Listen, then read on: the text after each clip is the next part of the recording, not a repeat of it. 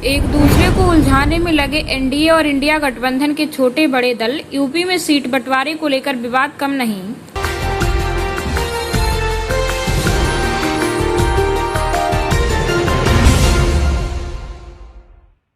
उत्तर प्रदेश में सीट बंटवारे को लेकर विवाद कम नहीं है। सियासी उठापटक और पाला बदलने का माहौल बनने लगा है।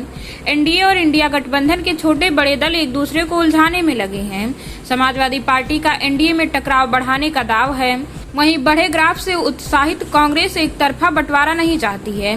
चुनावी मुद्दों को गरमाने के साथ ही अब उत्तर प्रदेश में सीट शेयरिंग को लेकर एनडीए और विपक्षी दलों के गठबंधन इंडिया के छोटे बड़े दल एक दूसरे को उलझाने में लग गए हैं। समाजवादी पार्टी ने जहां छोटे दलों को ज्यादा सीटें देने को लेकर भाजपा पर दबाव बढ़ाने की कोशिश की है, वहीं कांग्रेस खुद सपा से ज्यादा सीटें लेने के लिए माहौल बना रही है।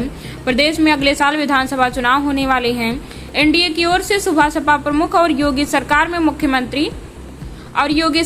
मंत्री ओम प्रकाश राजभर पहले से सपा पर तीखे प्रहार कर रहे हैं।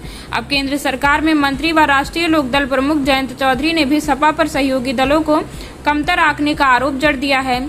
इसी विवाद में बसपा प्रमुख मायावती ने सपा के साथ पहले के दो गठबंधन को कटु अनुभव बताते हुए दोनों गठबंधनों की ओर से जमकर सौदेबाजी के आसार बन रहे हैं।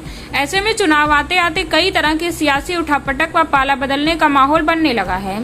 संसद व उसके बाहर छात्र आंदोलन में अपनी सक्रिय भूमिका से उत्साहित कांग्रेस सीटों की संख्या में अब सपा से एक तरफा बंटवारा नहीं चाहती।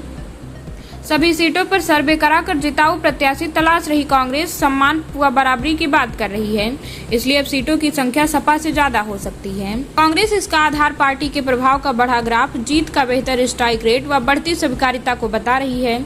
उसकी यह भी दलील है कि सीटों का वितरण 2022 के बीच चुनाव में प्रदर्शन के आधार पर नहीं, 2024 के लोकसभा चुनाव के मद्देनजर होना चाहिए। इसके पीछे सपा की मंशा एनडीए व सहयोगियों पर मनोवैज्ञानिक दबाव बनाने की दिखती है, ताकि इसमें सीट वितरण को लेकर चल रही खींचतान आगे बढ़कर टकराव में बदल जाए। वहीं इंडिया गठबंधन में कांग्रेस ने सीटों की भारी भरकम मांग रखकर सपा नेतृत्व की परेशानी बढ़ा दी है।